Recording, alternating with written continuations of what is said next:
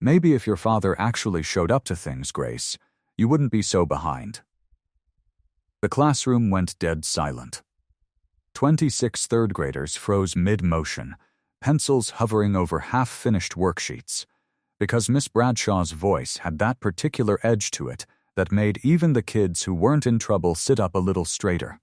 Grace Calloway sat very still at her desk in the third row, cheeks burning red, staring down at a math worksheet with 3 unfinished problems on it, and said nothing at all. Because there was nothing she could say. Because the real reason her homework had come in late twice that month, the real reason her father hadn't made it to curriculum night, was not a truth a 9-year-old had the words for yet. And certainly not a truth she was going to try explaining in front of the whole class while her teacher stood over her desk with her arms crossed. The boy at the desk next to her, a freckled kid named Owen, who Grace had known since kindergarten, glanced over at her sideways, unsure whether to say anything, and then looked back down at his own paper. The way kids do when the air in a room has gone thin and dangerous and nobody wants to be the next thing it lands on.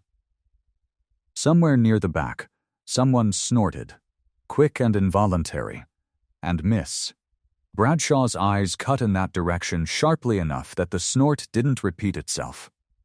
The classroom clock on the wall above the whiteboard ticked forward, unbothered, the way clocks do even in the worst moments of a person's small life, and Grace watched the second hand sweep past 12 and kept her eyes fixed there instead of anywhere near her teacher's face.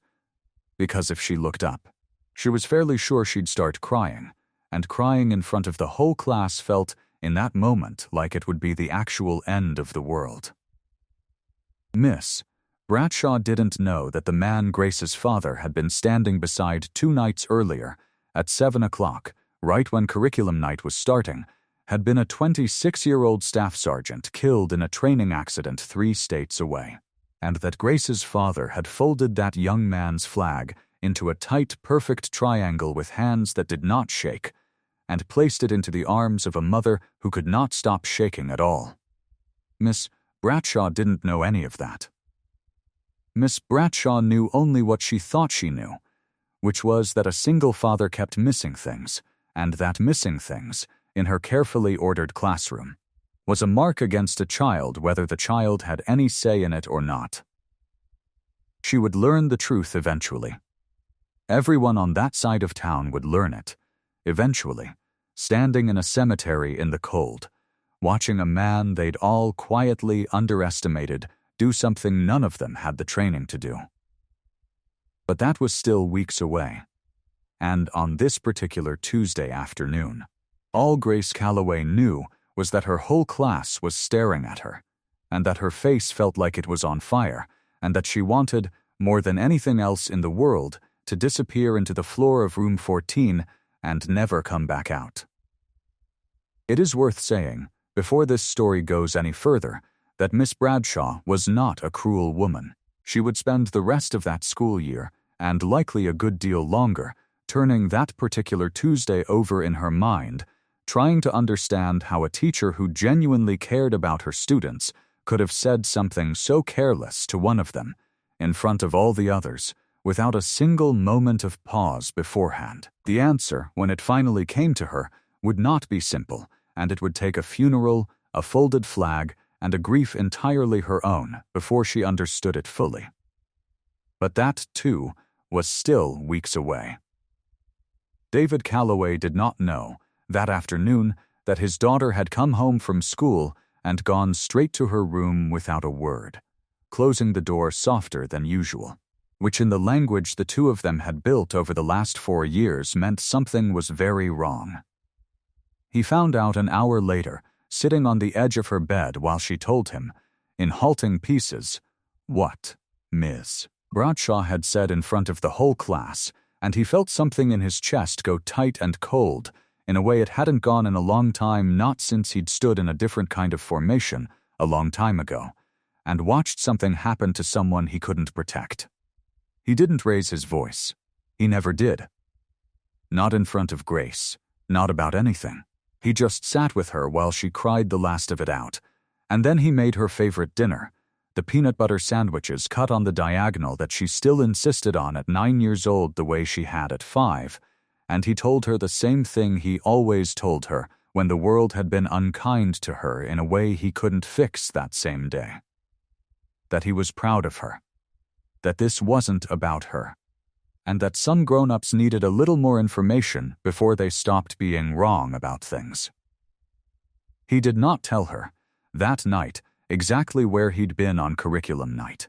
He rarely explained that part of his life to anyone, least of all his daughter, not because it was a secret, but because it was heavy, and Grace had already learned to carry so much for a 9-year-old that David had made himself a quiet promise, years earlier, never to hand her one more thing to carry unless there was no other way around it. After Grace had finally gone to sleep that night, David sat alone at the kitchen table for a long while, the house quiet around him except for the hum of the refrigerator and the occasional creak of the old floorboards settling.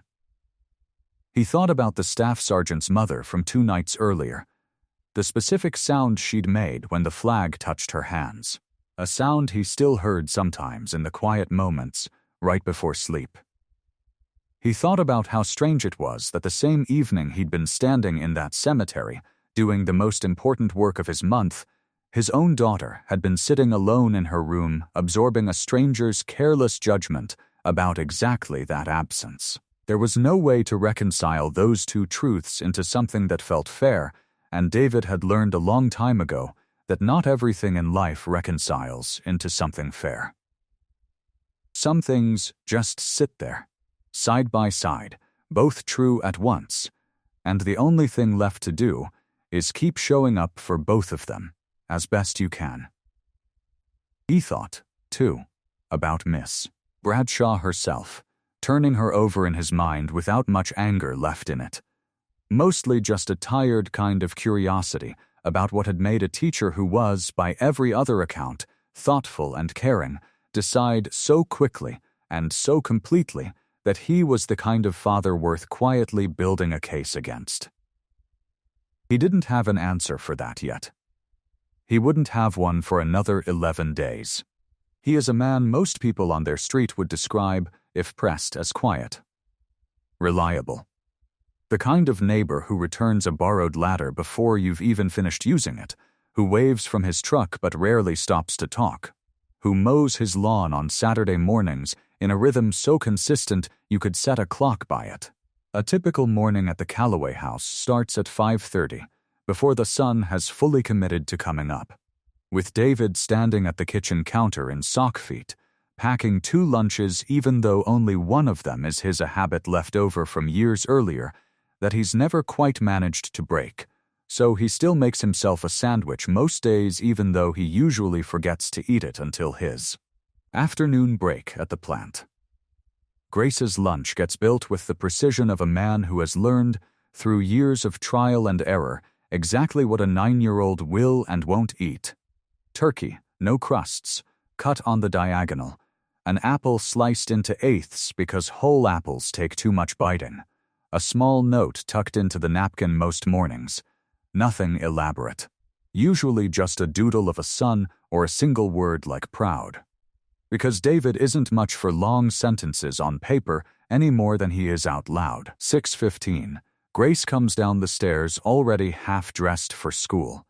Hair still a mess because she insists every single morning on doing it herself, and most mornings it takes David exactly one polite comment and one gentle redo before she'll actually let him fix the parts she missed. There's a routine to it now, unspoken and precise the way most things in a single-parent household eventually become. She stands at the bathroom counter, he stands behind her with the brush, and for about 90 seconds each morning, neither of them says anything at all. And it is, without either of them ever calling it this, one of the steadiest parts of both their days. Weekends look different, slower, built around a small handful of rituals neither of them would ever call rituals out loud. Saturday mornings mean pancakes, always slightly lopsided because David has never quite mastered the flip despite 4 years of practice, and Grace has taken to keeping score of his failures on a small notepad she keeps in the kitchen drawer. A running tally she updates with theatrical seriousness each week. Sunday evenings mean a load of laundry folded together on the living room floor, while some show neither of them particularly cares about plays in the background. Grace matching socks with the intense focus of someone solving a genuinely important puzzle. David folding shirts in the same crisp, precise creases he learned a lifetime ago and has never once bothered to unlearn. And every night, without fail, bedtime means the same short exchange at Grace's door, David saying, "Love you, kid," Grace saying, "Love you more," and David saying, every single time, the same answer he's given since she was old enough to argue about it: not possible. It is a small, worn joke between them. One they both know the ending to before it starts, and it is, in its own quiet way, one of the steadiest anchors of David's entire week. What almost nobody in that town knew what David had never once volunteered, not at school pickup, not at the hardware store, not even to most of the parents he'd nodded hello to for 4 straight years, was that twice a month, sometimes more, David Calloway put on a dress uniform that still fit him exactly the way it had 15 years earlier, and stood at attention in cemeteries across 3 counties, folding flags for families who had lost someone in uniform, presenting those flags with words so practiced and so carefully controlled that grieving mothers and widows and sometimes, worst of all, grieving children could hold on to something steady in the single worst hour of their lives. He led the region's volunteer honor guard, a small, tightly disciplined unit of veterans who showed up, unpaid and mostly unnoticed, wherever a fallen service member's family needed them: funerals, memorial services,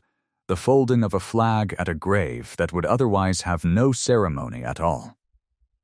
It was, without question, the most important work David did in a given month, and it was also the work he talked about the least, because there is no comfortable way to explain, at a school bake sale or a birthday party, that you spent your Tuesday evening telling a 26-year-old's mother that her son would be remembered with honor, on behalf of a grateful nation, while she held a folded flag against her chest and made a sound David has never once fully recovered from hearing.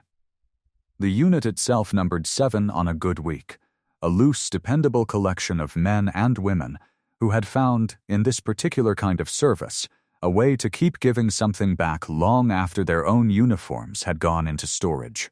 There was Walt, a Vietnam-era veteran in his 70s, who handled the rifle detail with hands that hadn't lost a fraction of their steadiness despite the decades, and who had once told David, in one of the only truly personal conversations the two of them had ever had, that folding flags for other families was the closest thing he'd found to making peace with never quite getting a hero's welcome of his own. There was Priscilla, a former Air Force logistics officer who managed the unit's scheduling with the same relentless precision she'd once applied to moving cargo across continents, and who kept in her glove box a small laminated card with the words to the flag presentation printed on it. Not because she needed the reminder anymore after 6 years of ceremonies, but because she said it made her feel closer to the first time she'd ever said them, trembling at her own first funeral.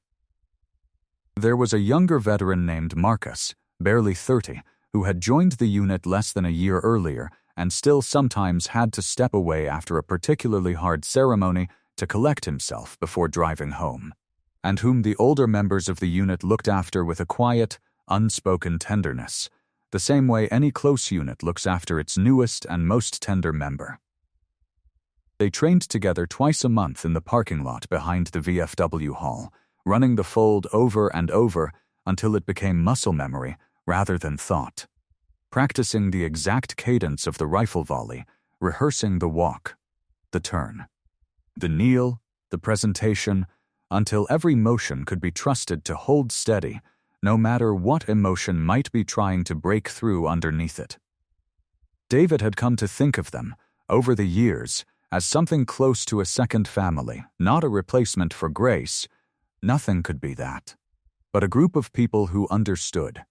without needing it explained, exactly why a man might choose to spend his Tuesday evenings doing this instead of resting, and exactly what it cost him every single time. Grace's mother, Renata, had left when Grace was 3, not dramatically, not with any single explosive moment Grace was old enough to remember, but slowly, the way some marriages end. A long unraveling that finished with a moving truck on a gray October morning and very little contact afterward.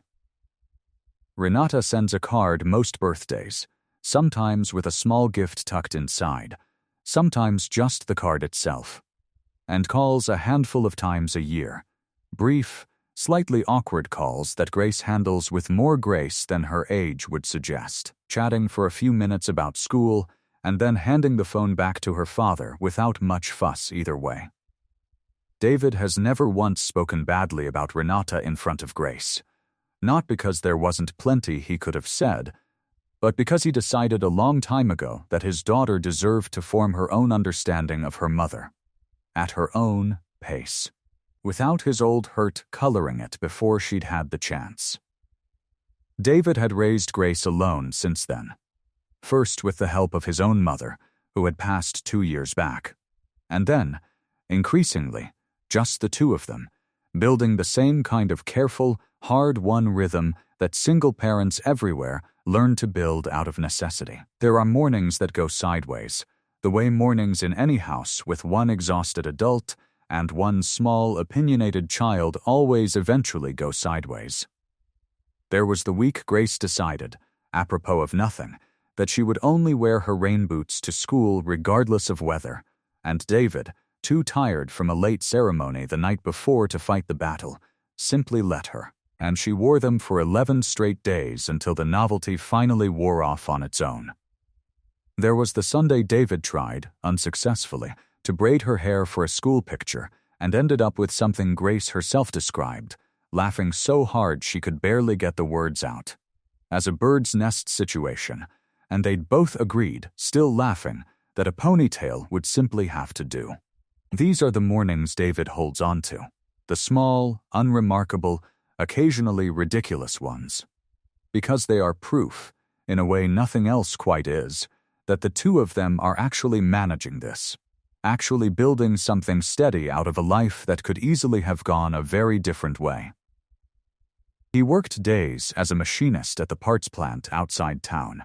Steady, unglamorous work that let him be home by 4:30 most afternoons, and he had arranged his entire life, with the same precision he brought to every other part of it, around never once letting his daughter feel like she came second to anything except, on the rare and unavoidable occasions when the honor guard was called, when a family needed him in a way that could not be rescheduled, could not be explained away, and could not, under any circumstances, be missed. Those were the night's curriculum meetings sometimes got missed. Those were the mornings a permission slip occasionally came in a day late, or a school project got finished at 11 at night instead of at a reasonable hour, because David had spent the evening standing at attention in a dress uniform instead of at his kitchen table checking homework. He had never once explained this to Miss Bradshaw, or to any of Grace's previous teachers, because it had simply never come up in a way that felt like it needed explaining until this year, until a teacher who prided herself on order and punctuality decided, without ever asking a single direct question, that a missing father meant a careless one. Ms. Bradshaw was 34 years old, sharp, capable, and, by most measures, a genuinely good teacher, the kind who stayed late grading papers, who noticed when a kid was struggling with reading before anyone else caught it, who had built, over 8 years in that classroom, a reputation for running a tight, well-ordered room where nothing fell through the cracks. That same tightness, though, that same insistence on order, had hardened over the years into something less forgiving than it probably should have been. She had strong opinions about parental involvement, opinions shaped in part by her own childhood, though she rarely examined that connection too closely.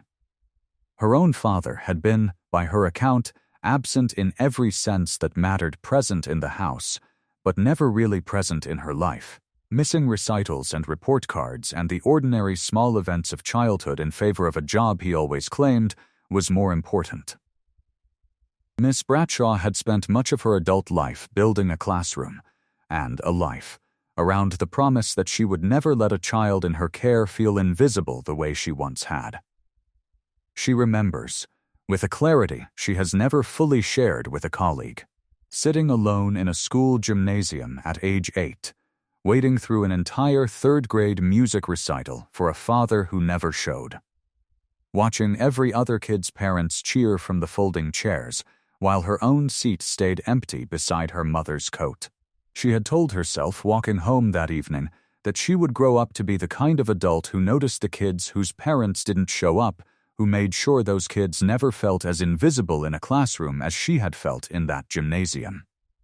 It was, in its origin, a genuinely good instinct, born out of a genuinely painful memory, and for 8 years it had made her a better, more attentive teacher than most. It was, in its own way, a good instinct. It had simply attached itself, that particular fall, to the wrong father entirely, and it would take a cemetery, a rifle volley, and a folded flag before she understood exactly how wrong she'd been. The trouble had started small, the way it always does. A permission slip that came in a day late for a field trip in September, which David had signed at 11 at night after driving home from a funeral 2 counties over, exhausted in the particular bone-deep way that ceremony work always left him. Ms. Bradshaw had made a small comment about it in front of the class, nothing cruel, not yet. Just a pointed remark about some families needing extra reminders, but Grace had felt the sting of it anyway, the way 9-year-olds always feel the sting of things said about them in front of their peers, even when the words are aimed somewhere just past their own shoulders. There was a second incident in late September that Grace never mentioned to her father at all, tucking it away the way children sometimes tuck away the things that embarrass them most. The class had been asked to draw a picture of someone who takes care of you for an in-class assignment, and while most of the other kids drew parents standing beside houses or holding hands at parks, Grace had drawn her father in the one image that felt truest to her, a man in uniform. Kneeling, folding something dark and rectangular she didn't yet have the vocabulary to explain properly, because she had seen him practicing the fold once in the living room, and it had stuck in her mind as the picture of him that mattered most. Miss Bradshaw, walking the room to check on progress, had paused at Grace's desk, looked at the drawing for a moment too long, and said, not unkindly but not gently either, maybe draw him doing something you actually see him do at home, Grace. Grace had erased the whole thing and redrawn her father standing at the stove instead, and something about having to erase the truest picture she'd drawn all year had stayed with her longer than she ever let on. Then came curriculum night in October, which David had missed entirely for the staff sergeant's funeral, and which Miss Bradshaw had noted, pointedly, on a sign-in sheet that she reviewed the next morning in front of an assistant principal who happened to be walking by. Another no-show from the Callaways, she'd said, not quite under her breath, and the assistant principal, a busy man juggling 6 other things that morning, had simply nodded and moved on, never once asking whether no-show told the whole story. By November, the pattern Miss Bradshaw believed she'd identified had calcified into something closer to a settled opinion. And settled opinions, once they take root in a well-meaning but rigid mind, are almost impossible to dislodge with anything less than undeniable proof. She began keeping a closer eye on Grace than on the other kids, not unkindly, in her own accounting of it, but carefully, the way you keep an eye on a situation you believe you understand. She noticed when Grace's shoes had gone a size too small before David had gotten around to replacing them.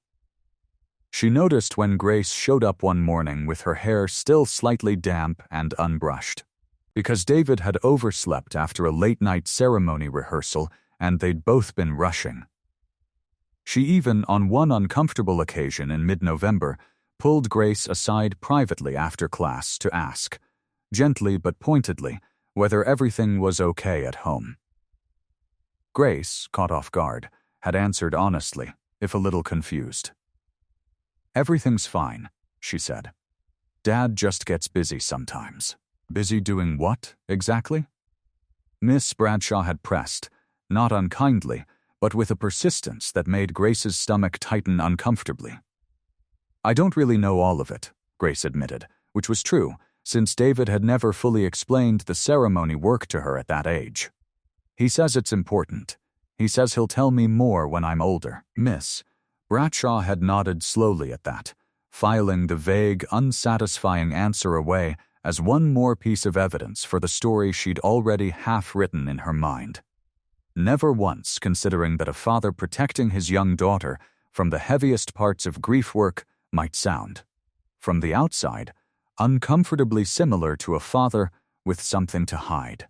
Grace walked away from that conversation confused and vaguely ashamed without fully understanding why, since nothing about home had ever felt like anything other than okay to her.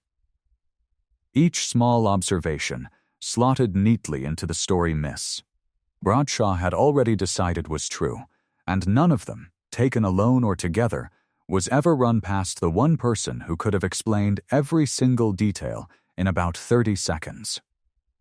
Grace, for her part, absorbed all of it the way children absorb things adults think they're too young to notice quietly, completely, and with a growing private shame she didn't know how to name. She started leaving her permission slips at the bottom of her backpack instead of handing them over right away, not because she meant to be irresponsible, but because some small, wounded part of her had started to believe that being from a family like hers meant things were simply going to go wrong no matter what she did.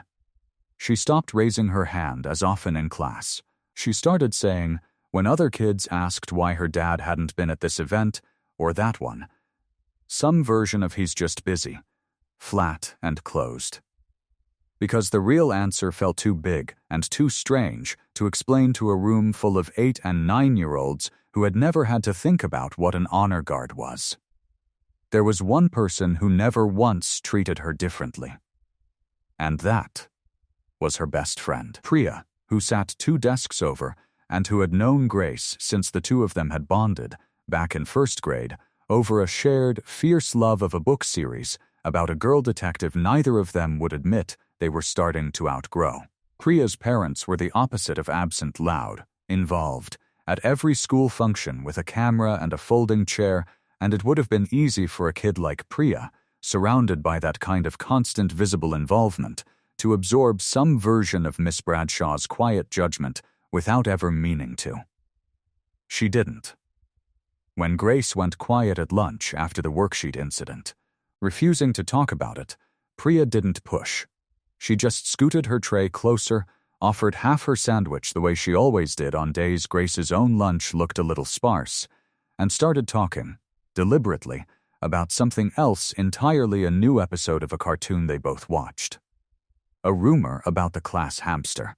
Anything at all that let Grace exist for 20 minutes without having to think about the thing sitting heavy in her chest.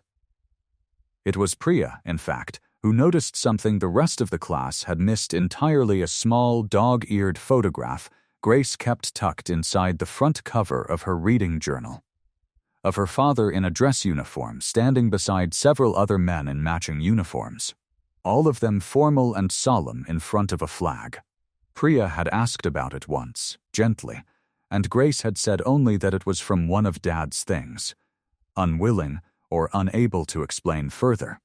And Priya, with the easy, uncomplicated loyalty of a good friend, had simply nodded and never brought it up again, filing it away instead as one more thing about Grace's life that she didn't fully understand but trusted anyway. There was one uncomfortable moment out on the playground in late November when a boy from the other 3rd grade class, a loud kid named Tyler who had clearly overheard some version of the classroom rumor secondhand, cornered Grace near the 4 square courts and asked her, with the particular careless cruelty 10-year-olds sometimes wield without fully understanding its weight, whether it was true that her dad never showed up to anything, and whether that was why she always seemed kind of sad.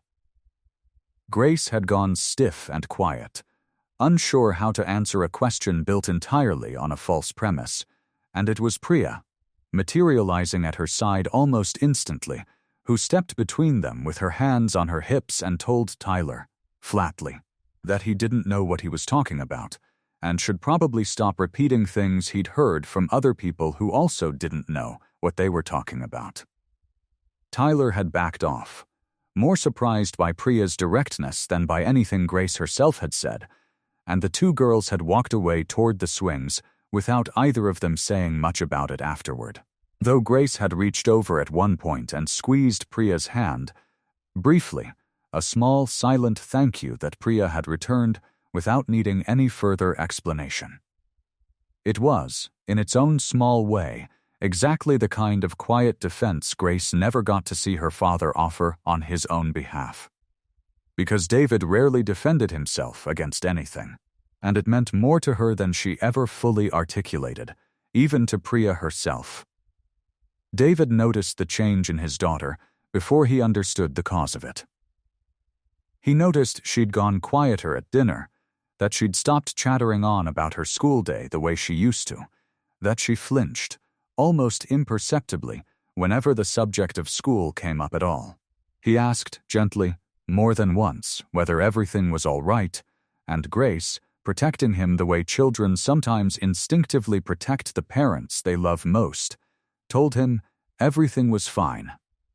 Because some small part of her had decided, without ever quite articulating it, that her father already carried enough, and that this, whatever this was hers to carry alone. It came to a head on that Tuesday in early December, over a set of math problems Grace hadn't finished, homework that had gone unfinished, not because David hadn't checked it the night before, but because he'd been called out, without warning, to a graveside service for a young Marine whose family had specifically requested the full honor guard detail on short notice, a request David could not and would not refuse, not for anything, not even for a set of multiplication tables.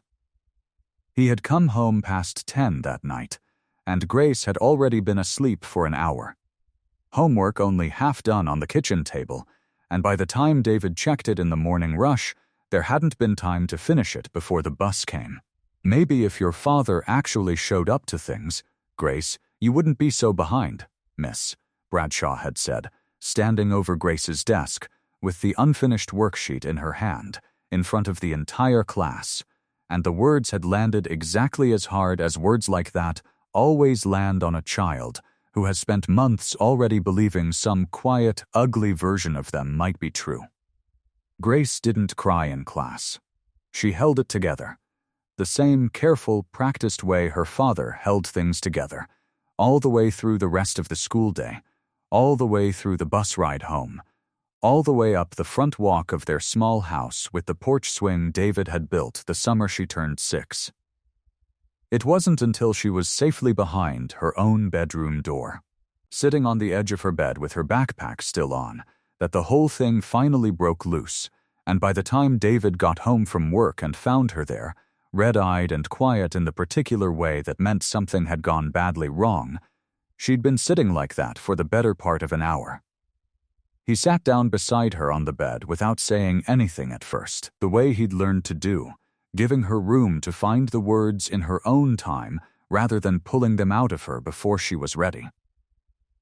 When she finally told him haltingly, in pieces, working hard not to cry again in the telling, David felt that familiar cold tightness move through his chest. The one that had nothing to do with fear and everything to do with the particular, focused anger of a man watching someone hurt the person he'd do anything to protect. He didn't raise his voice. He never did. Not in front of Grace, not about anything. He just sat with her while she cried the last of it out, and then he made her favorite dinner, and he told her the same thing he always told her when the world had been unkind to her in a way he couldn't fix that same day. That he was proud of her. That this wasn't about her, and that some grown-ups needed a little more information before they stopped being wrong about things. What David didn't do That night, or the nights after, was call the school and demand an apology. It wasn't in his nature, and more than that, some part of him understood, with the same patience that had carried him through 15 years of ceremony work, that this particular misunderstanding wasn't going to be solved by an angry phone call. Miss Bradshaw had built an entire story about him out of absence and assumption, and David had learned a long time ago that stories built that way rarely come apart through argument. They come apart, if they come apart at all, through the truth showing up in a way too undeniable to argue with. That Thursday, though, he called his own sister Denise, 2 states away, the only family he had left who still checked in on him regularly, and told her the whole thing over the phone in the flat, careful voice he used for things that genuinely cost him something to say out loud. Denise had raised 2 kids of her own and had opinions about most things, but she listened the whole way through without interrupting, and when David finally finished, she said the thing he needed to hear more than anything else that week. "You know none of what that teacher thinks about you is actually true," she said. "That's not really the problem, is it? The problem is Grace is the one carrying what that woman thinks." "I know," David said. "You've spent 4 years making sure that kid never has to carry anything heavier than she has to," Denise said. "You didn't sign up to protect her from other grown-ups' assumptions too. But here you are." "Here I am," David agreed, and neither of them had a clean answer for what to do about it, because there wasn't one. Not yet. Not until a phone call none of them could have predicted rearranged the whole shape of the problem 11 days later. He didn't know, that December evening, that the truth was already on its way, in the form of a phone call that would arrive at the Bradshaw house exactly 11 days later, carrying news that no family ever wants to receive. Miss Bradshaw's younger brother, Aaron, had joined the Army the same year she'd started her teaching career, a decision that had baffled her at the time and that she had never fully understood, though she had loved him anyway, fiercely, the way older sisters often love younger brothers who insist on making choices they don't understand. He had served 11 years, quietly, competently, the kind of soldier who did his job well and talked about it rarely, and he had, in a strange and painful irony, that Miss Bradshaw would only fully appreciate much later, been almost exactly the kind of man she had spent a classroom's worth of assumptions failing to recognize in one of her own students' fathers. They had never been especially close as children, 4 years apart and different enough in temperament that they'd mostly orbited each other rather than truly connected. But adulthood had drawn them closer in the particular way it sometimes draws siblings together once the noise of childhood rivalry finally quiets down. Aaron called her most Sundays, brief calls, 10 or 15 minutes, mostly about nothing, a football game, a recipe he was trying, a question about their late mother's old recipe box that Miss Bradshaw had inherited and that Aaron liked to pretend he was jealous of, though they both knew he'd never once cooked anything more complicated than eggs. He never talked about deployments in any real detail, the same closed-door quality David carried, and Miss Bradshaw had always told herself she respected that privacy, never quite noticing how much that same respected privacy had, over the years, hardened into a lens she then unfairly turned on someone else's silence entirely. The last conversation they'd had, 2 weeks before the accident, had been about nothing in particular, Aaron asking, half joking, whether she'd started dating anyone yet. Miss Bradshaw deflecting the way she always did. Both of them laughing about their mother's recipe box again, promising to talk again the following Sunday the way they always promised and usually kept. That following Sunday, call never came. She would spend a long time afterward turning that ordinary, unremarkable conversation over in her mind, wishing she'd said something bigger, something that mattered more. Not understanding yet that the ordinary conversations are very often the ones people end up treasuring most, precisely because they were so unguarded and so entirely themselves. Aaron Bradshaw died in a vehicle accident during a training exercise on a military base 3 states away. A death with no enemy fire and no dramatic story attached to it. Just the plain, senseless tragedy of an accident that could have happened to anyone, and happened, instead, to him. The call came to his sister's house on a Thursday evening in mid-December, and by the following week, arrangements had been made to bring him home for burial in the same small-town cemetery where their parents were already laid to rest, a cemetery less than 4 miles from the elementary school where Miss Bradshaw had, less than 2 weeks earlier, humiliated a 9-year-old girl in front of an entire classroom for the sin of having a father who sometimes couldn't make it to things. The family had requested a full military honor detail for the funeral, and the request, as it always did in that part of the state, went through the regional coordinator for the Volunteer Honor Guard, a man named David Calloway. David did not know, when he took the call, whose funeral he was being asked to lead. He knew only a name, Bradshaw, and a date, and a location, the same clipped. Practical information that came with every call, and he had spent the days leading up to it doing what he always did, rehearsing the fold.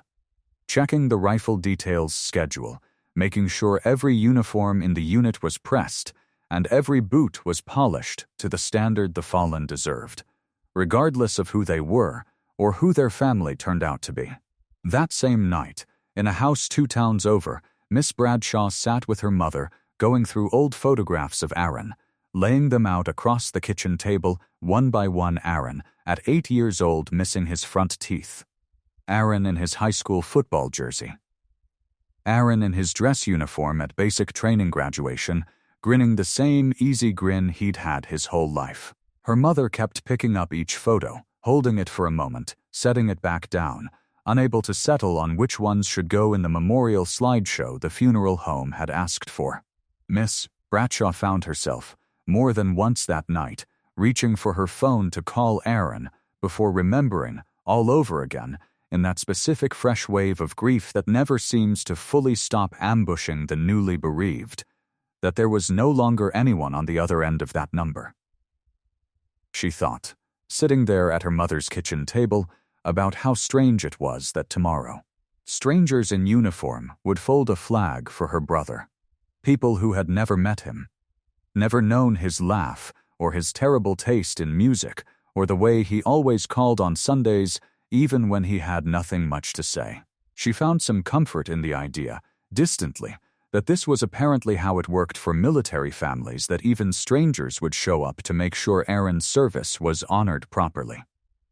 She did not yet know that one of those strangers was a man she had wronged, badly, less than a month earlier, over an assumption she'd never bothered to check. The night before the funeral, David sat at his own kitchen table long after Grace had gone to bed, going through the small checklist he ran through before every ceremony, a habit as fixed and unbreakable as anything he'd carried home from his years in uniform.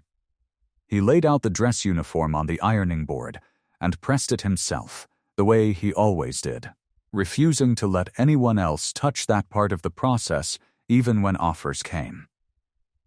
He checked the flag itself for any flaw in the fabric, however small, because a family standing at the edge of a grave deserved a flag with no imperfection to distract from the weight of the moment.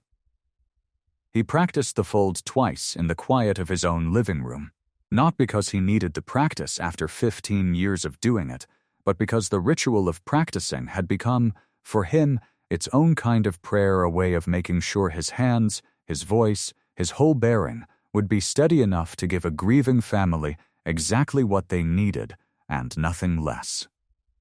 He thought, as he always did the night before a funeral, about the families waiting on the other side of it.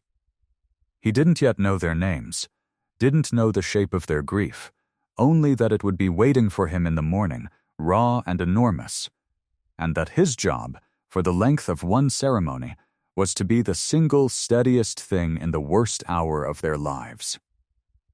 It was a strange kind of honor, carrying that responsibility.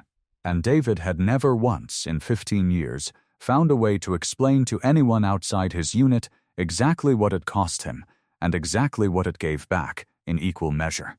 It wasn't until the morning of the funeral itself, standing at the edge of the cemetery in the cold December air with his unit assembled behind him, that David saw her, a woman in a black coat, standing near the front of the small gathered crowd, face pale and drawn with grief, and recognized her, with a jolt that nearly broke his careful composure, as Grace's teacher. Miss Bradshaw did not recognize him at first. Grief has a way of narrowing a person's vision down to almost nothing, and in that first terrible hour, she was seeing very little beyond the flag-draped casket and the awful, physical fact of her brother's absence from a world that had, until 11 days earlier, still had him in it.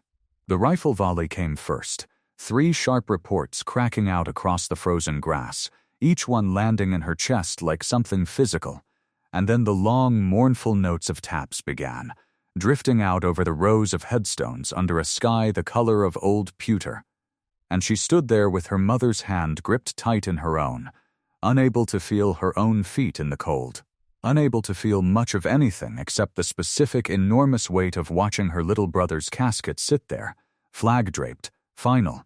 It wasn't until David stepped forward with his unit, moved into position with the crisp, silent precision of 15 years of practice, and began the fold, that slow, exact 13-step process that turns a full flag into a tight, honor-bound triangle, that something in her finally cut through the fog enough to recognize the man doing it.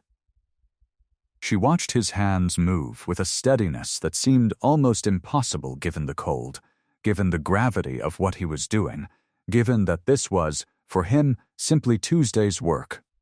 One more family in one more terrible hour that needed him to be exactly this precise, exactly this calm. She watched him kneel in front of her, this quiet, unremarkable neighbor she had built an entire uncharitable story about, and present the folded flag into her shaking hands with words so steady, so carefully controlled, that they seemed to come from somewhere far beyond the ordinary.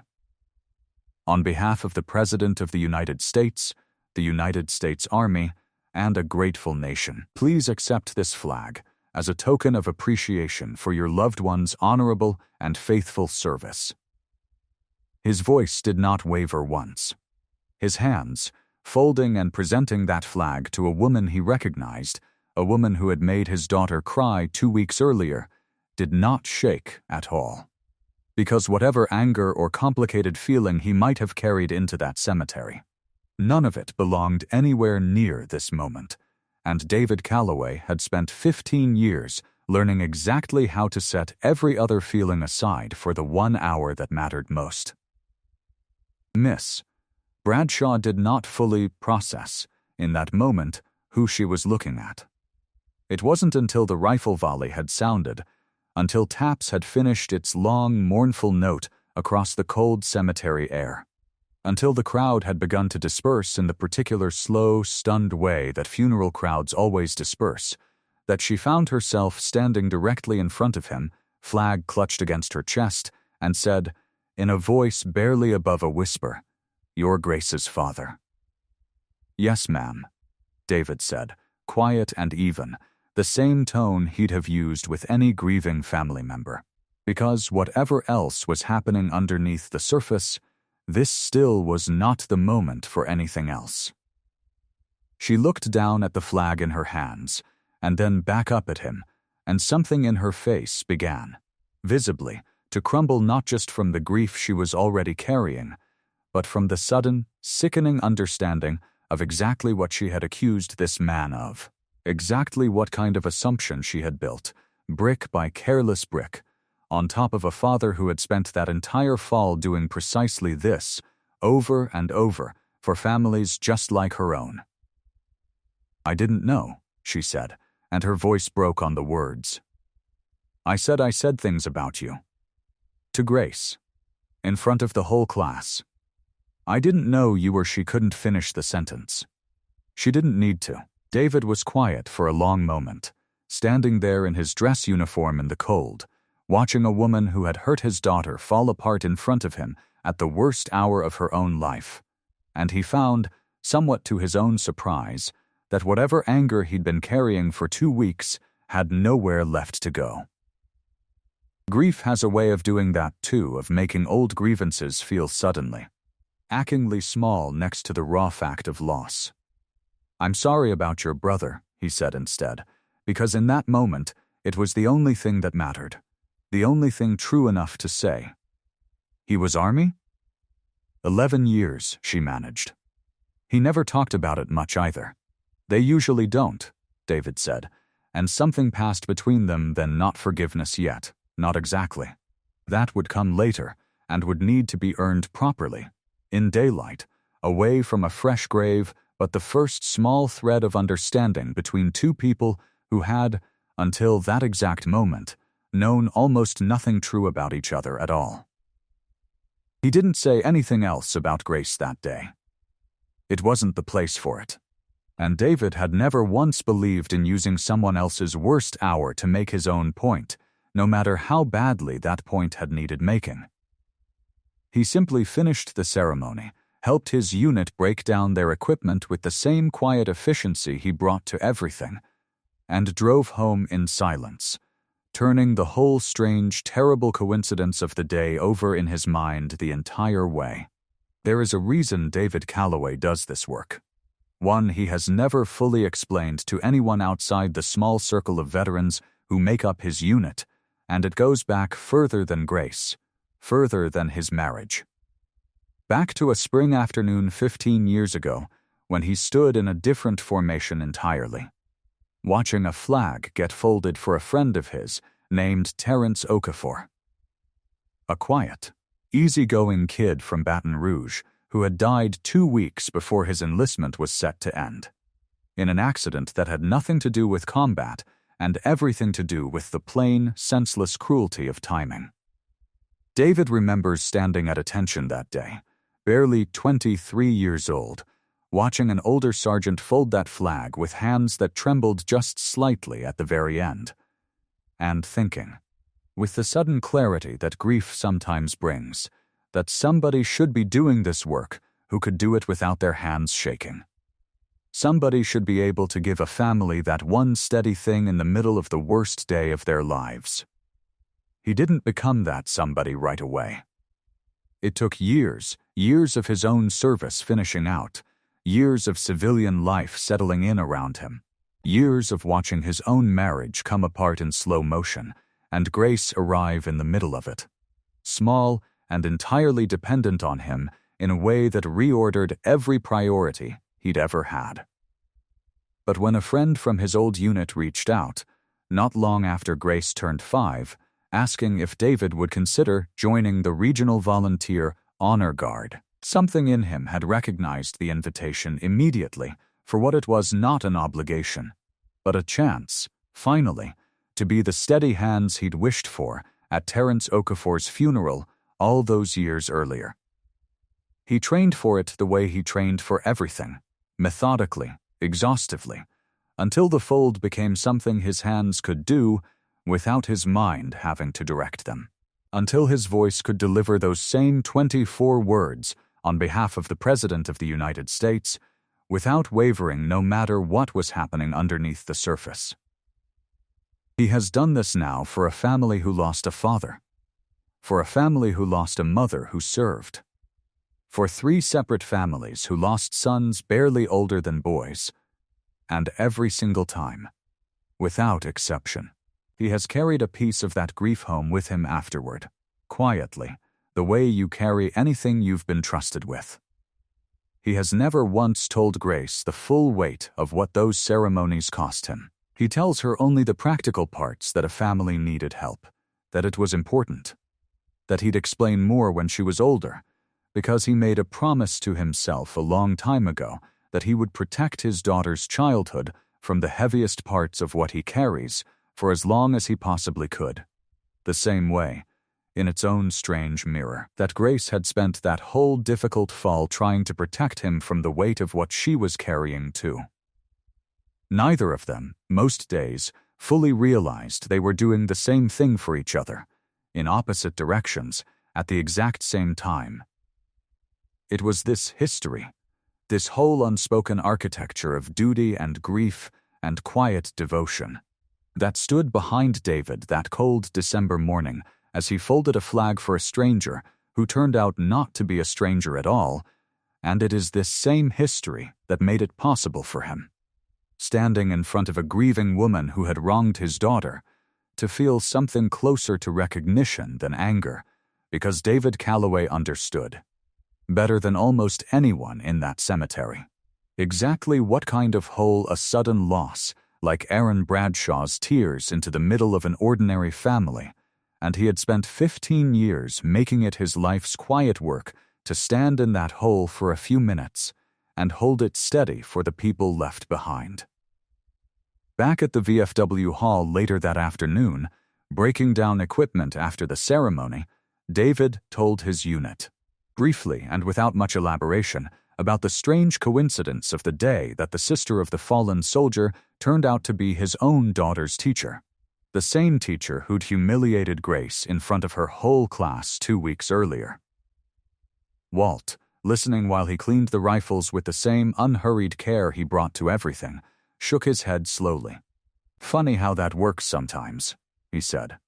"World smaller than people think, especially in a town this size. Everybody's connected to everybody eventually, usually right when you least expect it."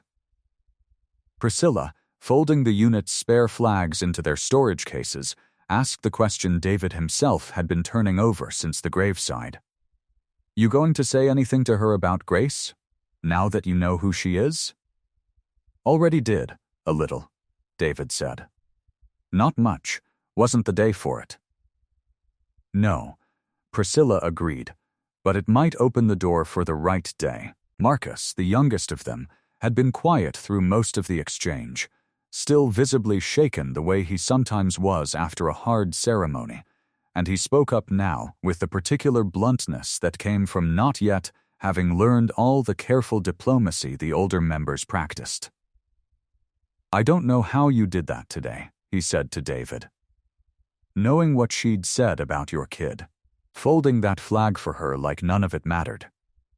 David thought about how to answer that honestly. "It mattered," he said. "Just not in that moment. In that moment, all that mattered was her brother, and doing right by him. The rest of it that was always going to still be there tomorrow, whether I let it into the ceremony or not." Marcus nodded slowly, filing that away the way the newest members of any unit file away the lessons of the ones who'd been doing this longer, and the four of them finished breaking down their equipment in the comfortable, practiced quiet of people who had done hard things together often enough that they no longer needed many words to get through them. Miss Bradshaw called the house that same evening. David almost didn't answer, exhausted in the particular way ceremony days always left him. But something made him pick up, and on the other end of the line was a voice still raw from crying, asking, humbly, whether she could come by the following week not to talk about Grace's grades, not about the school, but simply to apologize. Properly. In a way a funeral graveside had not allowed for. She came on a Saturday afternoon, still visibly worn thin by grief, and sat at David's kitchen table with a cup of coffee she barely touched, and told him, without excuse or deflection, exactly how wrong she had been. She told him about her own father, about the absence she'd spent a childhood resenting and a career trying to protect other children from repeating, and how that old wound had made her too quick, dangerously quick to see the same story in a man who had never once, in fact, been the story at all. She apologized for the comment in front of the class, for the sign-in sheet remark the assistant principal had overheard, for every small, careless assumption that had built itself into something Grace had carried, silently, for months. "I kept a mental list," she admitted, staring down at her coffee. Late permission slips. Missed nights. I never once wrote down a single reason. I just kept the tally. She shook her head slowly. That's not teaching. That's just keeping score against a kid who never had a chance to explain. David listened to all of it without interrupting, the same patient stillness he brought to every difficult conversation, and when she finally finished, he said the only thing he'd been turning over in his mind since the funeral. "I never explained, because it never occurred to me that I needed to," he said. "That's on me too some. I could have told you at the start of the year what the ceremony work looked like. Might have saved everybody a hard fall." "You shouldn't have had to, miss," Bradshaw said, quickly, almost sharply, surprising them both with the force of it. A father missing a curriculum night isn't supposed to require an explanation before people extend him the benefit of the doubt. "I forgot that. I forgot it for an entire semester, and a 9-year-old paid for it." "She's all right," David said. "She's tougher than either of us probably realizes. She shouldn't have to be that tough. Not because of me." "No," David agreed. "She shouldn't. But for what it's worth, most of what makes her tough, she built on her own, long before this fall. This didn't make her that way. It just tested it, miss." Bradshaw wrapped both hands around her cooling coffee cup, quiet for a moment. "Can I ask you something? And you don't have to answer if it's too much." David nodded once, waiting. "Does it get easier? Standing in front of a family like that, knowing what you're about to hand them?" Her voice caught slightly on the last few words. "I keep thinking about you doing that for my brother, and I don't know how anyone does that more than once."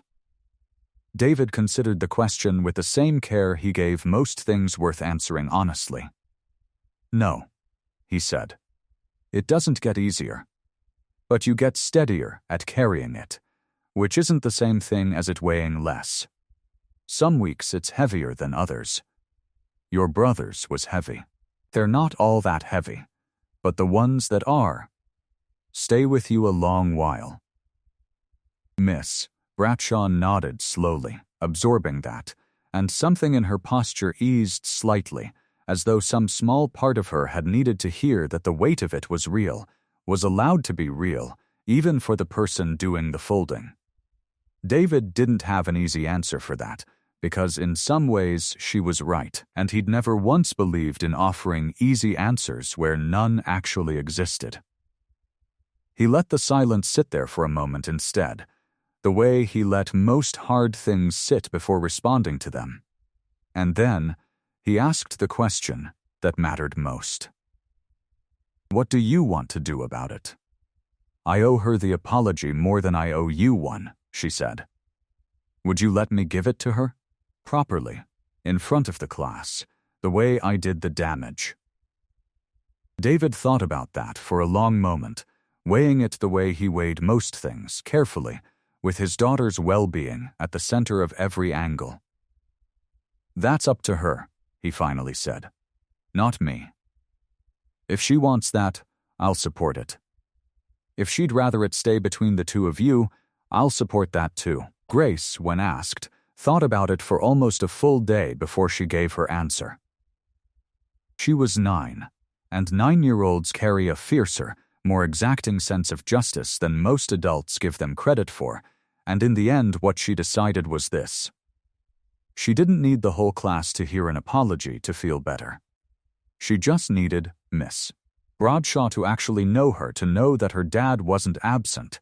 He was doing something important, something that mattered more than any of them had understood, and once that was true, the class part didn't feel as necessary anymore.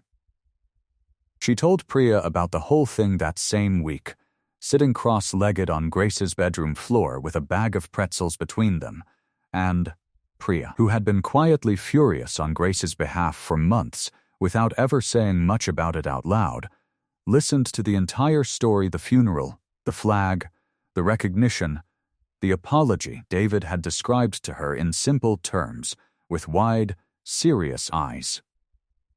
"I knew there was something important about that photo," she said, finally, meaning the dog-eared picture tucked in Grace's reading journal.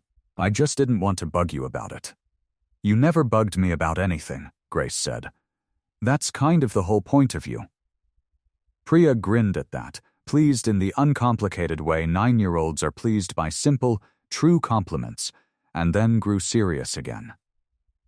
"Are you going to make her say sorry in front of everyone?" "I would."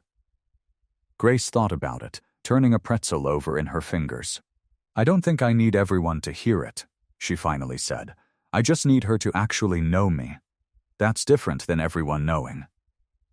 Priya nodded slowly, the way you nod at a friend who has said something wiser than you expected and didn't push the point any further, which was, in its own way, one more small piece of the loyalty that had carried Grace through the whole hard fall. So the apology, when it finally came, happened quietly, after school, in an empty classroom, with just the three of them, Miss Bradshaw kneeling down to Grace's eye level. The way she should have taken a moment to do months earlier, and telling her, plainly and without excuse, that she had been wrong, that Grace's father was one of the most honorable men she had ever watched do his job, and that she was deeply, genuinely sorry for every moment she had made Grace feel small because of something she'd never bothered to understand. Grace listened to the whole thing with the same careful composure her father had taught her, without ever quite meaning to, and when it was over, she said the thing that made both adults in that room go quiet for a moment. "My dad says the flags he folds are the last thing some families ever get to hold on to that feels steady. I think that's why he never misses those, even when he misses other stuff. I think that's a good reason." Miss Bradshaw didn't have anything to add to that. She simply nodded, eyes wet again, and reached out to shake Grace's hand the way you'd shake the hand of someone you respected. Which, by that point, she genuinely did. Grace told Priya about it that same evening, over the phone, recounting the whole conversation in the careful, thorough way she recounted most important things to her best friend. Priya listened without interrupting, and when Grace finished, she said, with obvious satisfaction, "Good, she should feel bad. But I'm glad she said sorry right, and not just a fake one." It was, in its own 9-year-old way, exactly the kind of clear-eyed justice Grace had come to rely on from her best friend all fall, and hearing it validated one more time felt, to Grace, like one more small piece of the whole ordeal finally settling into place. The following week, without any announcement or fuss, Miss Bradshaw made a small, quiet adjustment to how she ran her classroom. She stopped commenting on late slips or missed nights in front of the whole class entirely, choosing instead to speak with parents privately, by note or by phone, if something genuinely needed addressing. It wasn't a dramatic policy change, nothing anyone outside her own four walls would ever notice or credit her for. But it was real, and it meant that no other child in room 14 would ever again sit through the particular public shame Grace had endured that Tuesday in December. Word of what had happened reached the assistant principal, Mr.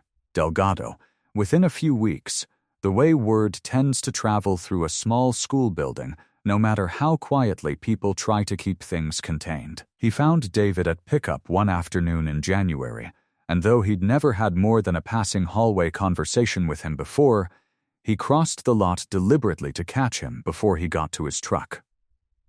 "I heard some of what happened this fall," Mr. Delgado said, a little awkwardly, hands in his coat pockets against the cold. "I was standing right there when Miss Bradshaw made that comment about the sign-in sheet back in October. I didn't say anything. I should have asked what no-show actually meant before I just nodded along and kept walking." David considered him for a moment, the same careful, measuring look he gave most new information. "Most people don't ask," he said, not unkindly. "It's easier not to." "It shouldn't be, though," Mr. Delgado said, "not for the people whose job it is to actually pay attention." He held out his hand, and David shook it. "I'm putting together a policy this spring, nothing dramatic. Just a line on our enrollment forms asking if a parent has service-related scheduling that affects meeting attendance, so a family like yours doesn't have to explain it after the fact. in the worst possible way, the way this one did. I wanted you to know that came out of this. Appreciate that, David said, and meant it. Doesn't fix what already happened. But it might spare the next family some of it. That's the idea, Mr. Delgado said. Small fixes. Mostly, that's usually all a school building can actually manage at once. But small fixes add up if enough people are willing to make them. It wasn't a grand gesture, and David never expected one. But it was, in its own small, bureaucratic way, exactly the kind of change that mattered most, the quiet correction of a system, so that the next father, the next family, wouldn't have to sit through months of accumulating misunderstanding before somebody finally thought to ask a real question. The rest of that school year looked different, in small, quiet ways nobody outside the classroom would have noticed, but that mattered enormously to the two people at the center of it. Miss Bradshaw started sending home permission slips with a full week's notice instead of a few days, understanding now, in a way she hadn't before, that some families needed the extra room. She started a small, unofficial tradition every December, around the anniversary of her brother's funeral, of inviting a veteran into her classroom to talk with the kids about service never dramatic, never overwrought, just honest, age-appropriate conversations about what it means to show up for people even when nobody's watching. David came the first year, in his dress uniform, and stood in front of a room of 9-year-olds explaining, in careful, simple language, what the folding of a flag means and why some jobs matter enough to miss other things for. Grace herself changed, too, in ways that took longer to notice but ran deeper. She started raising her hand again in class, first tentatively, and then, by spring, with something closer to her old confidence. She stopped tucking her permission slips at the bottom of her backpack. When a new kid joined the class in February, a quiet boy whose family had just moved to town and who seemed to be struggling to make friends, Grace was the one who invited him to sit with her and Priya at lunch. Unprompted. The same easy, uncomplicated loyalty Priya had shown her all fall now flowing outward through Grace to somebody else who needed it. Miss Bradshaw noticed that particular change more than any other, and mentioned it once to David at a spring conference, not as an apology this time, but simply as an observation, offered warmly. The way a teacher offers the good news she's genuinely proud to deliver. The story reached beyond Miss Bradshaw's classroom eventually, too, the way small-town stories usually do once enough people have carried a piece of them home. By May, when the whole elementary school held its annual Memorial Day assembly in the gymnasium, the same gymnasium, though nobody but Miss Bradshaw ever knew this, where she had once sat waiting through a recital for a father who never came, the principal asked David to speak to the entire student body instead of just one classroom. He agreed, reluctantly at first, uneasy with the size of the audience, but Grace had encouraged him, telling him plainly that if it had mattered for one class to understand, it would matter even more for the whole school to understand, and David had found once again that his daughter's plain logic was usually harder to argue with than most adults' more complicated reasoning. He stood at a small podium set up at half-court, in his dress uniform, in front of nearly 400 children ranging from kindergartners barely tall enough to see over the folding chairs to fifth graders already halfway to too cool for assemblies, and he gave, essentially, the same simple, careful talk he'd given Miss Bradshaw's class months earlier: the flag, the fold, the meaning behind each careful step, the plain truth that some jobs matter enough to miss other things for. Owen, the boy who had sat next to Grace back in December and glanced at her sideways during the worst of the whole ordeal, raised his hand near the end and asked, with the earnest bluntness only elementary schoolers manage, whether David was famous now. David laughed and told him no, that he was just a dad who did an important job sometimes, same as plenty of other parents in the gymnasium did important jobs the kids never fully saw either nurses, firefighters, people who worked nights, people who worked jobs nobody thought to ask questions about.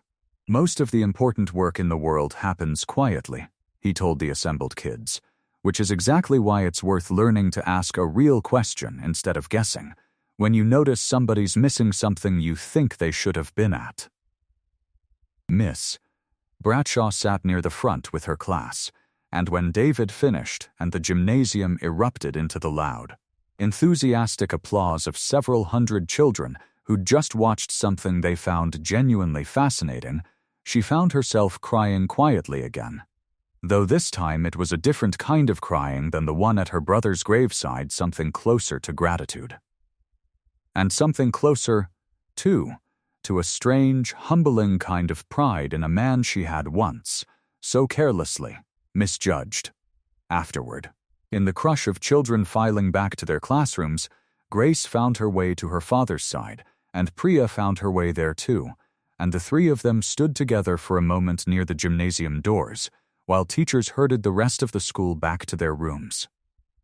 "Everybody thinks you're basically a superhero now," Priya told David, entirely earnest, and David laughed, genuinely, in a way Grace hadn't heard from him in longer than she could remember. "I'm not a superhero," he told both girls. "I just show up when people need somebody steady. That's all it ever really is."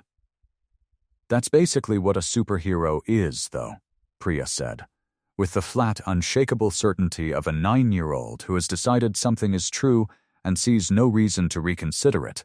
And Grace, standing beside her best friend and her father in the emptying gymnasium, found she didn't have any argument against that at all. He kept it simple, the way he'd promised himself he would when Miss Bradshaw first asked him to come speak. He didn't talk about combat, didn't talk about anything that would sit too heavy on a room full of 9-year-olds. He talked instead about the flag itself, held it up, folded and unfolded it slowly so they could see the 13 careful steps, explained that each fold meant something specific. Something about honor and remembrance, though he kept the specifics gentle enough for their age. He told them that sometimes, when someone in the military passes away, their family gets this flag, folded, just this way, as a way of saying thank you on behalf of the whole country, and that his job some evenings and weekends was to be the person who does that folding and that thanking, carefully, so the family has one steady, respectful moment in an otherwise very hard day. A boy in the back row raised his hand and asked if it was scary. David thought about the question seriously, the way he thought about most things kids asked him, and said that it wasn't scary exactly, but it was heavy, the way carrying something important and fragile is heavy, and that the heaviness was actually part of what made it matter. A girl near the front asked if he ever cried. David told her the truth that sometimes he did, later, alone, after the ceremony was over and everyone had gone home, because caring about doing something well for a grieving family sometimes means feeling some of that grief yourself. And that this was all right, that grown-ups were allowed to feel things too, they just usually waited until they had some privacy to do it. He mentioned, carefully, without naming names or going into more detail than felt right for the room, that this particular December, the tradition of him coming to speak had started because of somebody's brother, a soldier who was gone now, and that the sister of that soldier had asked him to come talk to her class because she wanted her students to understand what showing up for people, even quietly, even without anyone applauding you for it, actually looked like. He didn't look at Miss Bradshaw when he said it, out of respect for how raw the whole thing still probably was for her, but he saw her, out of the corner of his eye, wipe quickly at her face, and then compose herself before any of the kids noticed. Grace sat in the front row that day, and when her father finished speaking and the class applauded, awkward and sincere in the particular way a room full of 9-year-olds applauds, she didn't need to say anything at all. She just watched him, quiet and proud, the same careful, steady way he'd watched her through every hard thing that fall, and understood. maybe for the first time all the way through, exactly what her father had been carrying, and exactly why he'd been so careful never to make her carry it too. There was one more thing that changed that spring, quieter than the classroom visit and never once mentioned to anyone outside the family. And it mattered more to both of them than almost anything else that happened that year. In April, David was asked to lead a memorial service, not a funeral this time, but an annual remembrance ceremony at the County Veterans Cemetery, open to the public, honoring service members from the whole region who had passed in the last year. It wasn't the kind of raw, immediate grief that a fresh funeral carried, and David decided, after turning it over carefully in his mind for several days, that this particular ceremony might finally be the right one to let Grace watch. He talked it over with Walt first, at their regular training session behind the VFW hall, unsure whether it was too soon, whether 9 was too young, whether a daughter watching her father do this kind of work might carry weight he couldn't fully predict. Walt, who had grandchildren of his own and had thought about exactly this question more than once over the years, told him what he'd come to believe after decades of doing ceremony work himself. Kids don't need protecting from understanding who their parents are, Walt said. They need protecting from confusion about it. Confusion's the thing that does damage, not truth, offered gently and at the right pace. David turned that over for the rest of the week, and by the time April arrived, he'd made up his mind. He explained it to her carefully beforehand, the way he explained most important things, that it would be solemn, that there would be a rifle volley that might startle her if she wasn't ready for it, that she would need to stand quietly and respectfully the whole time, off to the side with the other families, and that if any part of it felt like too much, she could tell him and they would step away together, no explanation needed. Grace listened to every word with the same serious attention she'd started bringing to most things that spring, and told him, with the particular solemnity only a 9-year-old fully committed to an important task can manage, that she understood, and that she wanted to come. She stood beside Denise, who had driven up for the occasion specifically to be there for this, at the edge of the small crowd gathered under a gray April sky, and watched her father in a way she had genuinely never watched him before, not as her dad who packed her lunches and fixed her hair and made dinner every night, but as this other man, entirely, the one who stood at perfect attention in front of rows of white headstones, whose voice carried clear and steady across the whole cemetery when he spoke the opening words of the ceremony, whose hands moved through the fold with a precision that looked, to her 9-year-old eyes, almost like a kind of quiet magic. When the rifle volley sounded, 3 sharp cracks rolling out across the cemetery, Grace flinched, just slightly, and reached instinctively for Denise's hand, and Denise squeezed back and leaned down to whisper that it was all right, that being a little startled by something so important was a completely normal thing to feel. Grace nodded, steadied herself, and kept watching, and by the time taps began that long, achingly slow, single trumpet line drifting out over the headstones, she found that she wasn't scared anymore. Just quiet, and full of something she didn't quite have words for yet.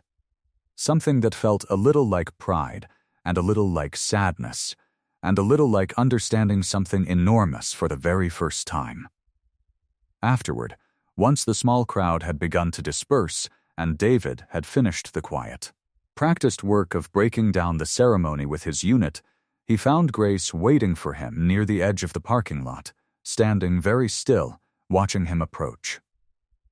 He knelt down in front of her the way he did when something needed to be talked through properly, at her level, without any rush to it. "What'd you think?" he asked.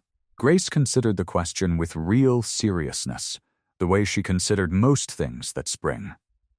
"I think I understand now why you never explain it," she finally said. "It's not because it's a secret. It's because there's not really words small enough to say it in, unless you're already standing there watching it happen. David looked at his daughter for a long moment, something moving through his chest that he didn't try too hard to name, and then he pulled her into a hug, right there in the cemetery parking lot, and held on a little longer than either of them probably needed, though neither of them minded at all. Denise, watching the two of them from a few steps away, would say later that it was one of the most quietly remarkable things she'd ever witnessed, not the ceremony itself, though that had been moving in its own right, but the sight of her brother's daughter, barely 9 years old, finally understanding something about her father's whole hidden life that most adults never fully grasp about the people they love most. She gets it now, Denise told David that evening, sitting on his back porch after Grace had gone up to bed. Really gets it. That's rare, you know. Most people just get the flag. She got the whole thing behind the flag. Took her a hard fall to get there, David said, looking out at the dark yard. Most worthwhile things take a hard fall to get to, Denise said. You know that better than most people I know. She was quiet for a moment, turning her glass slowly on the porch railing. You did good with her, David. Whatever else this year threw at the two of you. You did good. David didn't have much to say to that, not right away, but he sat with it for a long time after Denise had driven back to her hotel, turning it over the same careful way he turned over most things that mattered, and decided that whatever this year had cost both of them the misunderstanding, the humiliation, the funeral that had somehow, impossibly, fixed the very thing it should have made worse, it had also given his daughter something he hadn't quite realized he wanted to give her until he watched her receive it. A clear-eyed, unflinching understanding of exactly who her father was, offered not through explanation, but through witnessing it firsthand, the way the truest understandings usually arrive. That evening, driving home from the cemetery, Grace asked him a question she'd never quite worked up the courage to ask before. Does it ever get easier? The flag part? David thought about it for a long time before he answered, the way he thought about most things that mattered. No, he finally said. But it gets more important every time, not less. That's usually how you know you're doing something worth doing. Grace nodded, satisfied with that answer in the particular, uncomplicated way children are satisfied with true things, and reached over to turn up the radio, and the two of them drove the rest of the way home, in the easy, comfortable quiet that had always been the truest language, between them a father who showed up in the ways that mattered most, and a daughter who had finally learned, at 9 years old, exactly what that kind of showing up actually costs, and exactly how much it was worth. The following December, on the anniversary of Aaron's funeral, Miss Bradshaw invited David back to her classroom for what had, by then, become an established tradition rather than a one-time gesture. This time, though, she asked if Grace might come along too, to sit in the front row, not just as a student, but as the daughter of the man doing the speaking. And Grace agreed without hesitation, proud in a way she hadn't quite let herself be proud the first time around, when the whole thing had still felt new and a little fragile. Afterward, walking to the car together in the cold, Grace asked her father a question that had clearly been sitting with her for a while. Do you think Miss Bradshaw's glad now? That it happened the way it did? Even though it meant her brother she didn't finish the sentence, unsure how to hold both halves of that thought at once. David considered the question carefully, the way he considered most things Grace asked him that required real honesty rather than easy comfort. I don't think anybody's glad her brother died, he said. Nobody would ever choose that, not for anything, not even for a lesson worth learning. But I think she's grateful, now, for what came out of it afterward. Those are two different things. You can wish something terrible never happened and still be thankful for the good that found its way out the other side of it. Both of those can be true at the same time. Grace turned that over for a while. Quiet, the way she turned over most of the ideas her father handed her that felt bigger than her 9 years. "I think I understand that," she finally said. "It's kind of like how I wish she never said what she said in class. But I'm glad I know you better now, because of everything after." David reached over and squeezed her shoulder, and neither of them said much else the rest of the walk to the car. Because some understandings don't need any further words once they've finally landed, and this, for both of them, was one of those. Priya asked Grace once, much later that spring, whether she was still mad at Miss Bradshaw, and Grace had to think about the question for a while before she answered, turning it over the same careful way her father turned over most things worth answering honestly. "I don't think I'm mad anymore," she finally said. "I think I just understand her now. That's different than being okay with what she said. But it's also different than staying mad forever." Priya nodded, accepting the answer the way she accepted most things Grace told her, without needing it explained any further, because that, too, had always been the quiet, steady shape of their friendship, trust offered freely, understanding extended without demand, loyalty that never once needed a reason beyond the fact that it was simply, unquestionably, there. He still doesn't talk much about the ceremony work. Not to strangers, not at school events, not even, most days, to Grace. Some parts of it are still too heavy to hand to anyone, even the people he loves most, and David has made peace with that, the same way he's made peace with most of what he carries quietly, patiently, one careful fold at a time. And yet something had shifted, permanently, in the space between David and the people around him that year. Something that showed up in small, almost imperceptible ways over the months that followed. Neighbors who used to simply wave now sometimes stopped to ask, genuinely, how the unit was doing, whether there'd been a hard week recently, whether he needed anything. Parents at school who once might have quietly wondered about the quiet man with the missing meetings now understood, without needing further explanation, that his absences carried their own kind of honor. It wasn't fame, and David never wanted it to be. It was something smaller and steadier than that simple recognition, offered by people who had finally taken the time to ask a real question instead of settling for a convenient guess, and it turned out, in the end, to be worth more to him than any of the applause the gymnasium had offered that spring.